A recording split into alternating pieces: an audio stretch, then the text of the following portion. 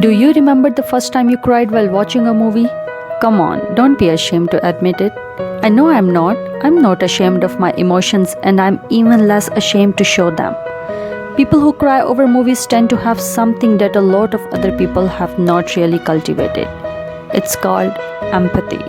It's actually the ability to identify and understand another person's situation, feelings, and motivation.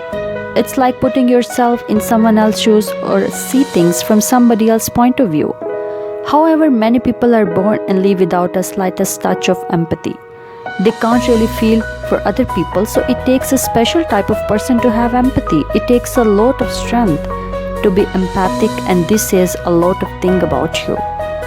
Generally, it means that you are strong enough to withstand that pain, but you can feel it as well. When you feel empathy, it means that you are strong enough to be strong for others as well, to the point that you are actually able to feel what they are feeling. So don't be ashamed if you actually care for another person, even if that person is a fictional character or if you cry during a movie.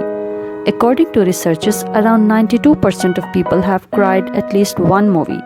It gives me comfort to know that I'm not the only person who has ever cried during watching movies.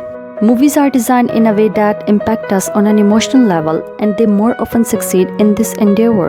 It's not your fault if you cry during a movie.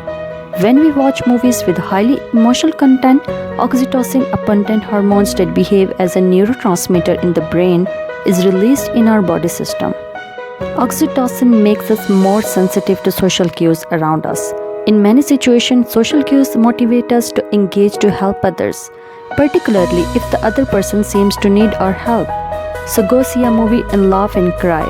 It's good for your brain and just might motivate you to make positive changes in your life and in others' lives as well. Paul J., a neuroeconomist, said that although you may cry yourself out during a movie, you realize that it's just a movie and you easily recover after watching it. This ability says something else about these people. People who cry during a movie are equally strong and smart to separate fiction from reality. You might as well shed a few tears if you have been where the character has been. These are the tears of memories that are painful. Other tears can be simply a result of your overwhelming feelings from the artistic genius of a film. This is called Stendhal syndrome, and it means that a work of art moved you to the point that you are having physical and emotional symptoms as well. Tears are a beautiful manifestation of the potency and range of our emotions. We produce tears during times of great pain and excessive joy as well. There is a reason many of us end up reaching for the tissues not only during profoundly sad movie scene, but also during the more triumphant and happy ones.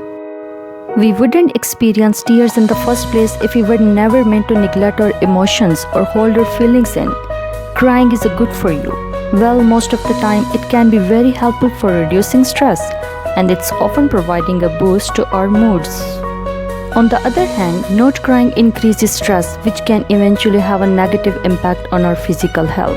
Without tears, we literally wouldn't be able to see, since they help us maintain our eyesight. Tears prove vital lubrication for our eyelids and eyeballs, so they grant us sight and strength in both a figurative and literal sense. So if you feel like crying the next time you're watching a movie, don't hold it back and embrace it. I hope you like this video. For more interesting videos, just subscribe to my channel and remember to click the notification bell. Thanks for watching.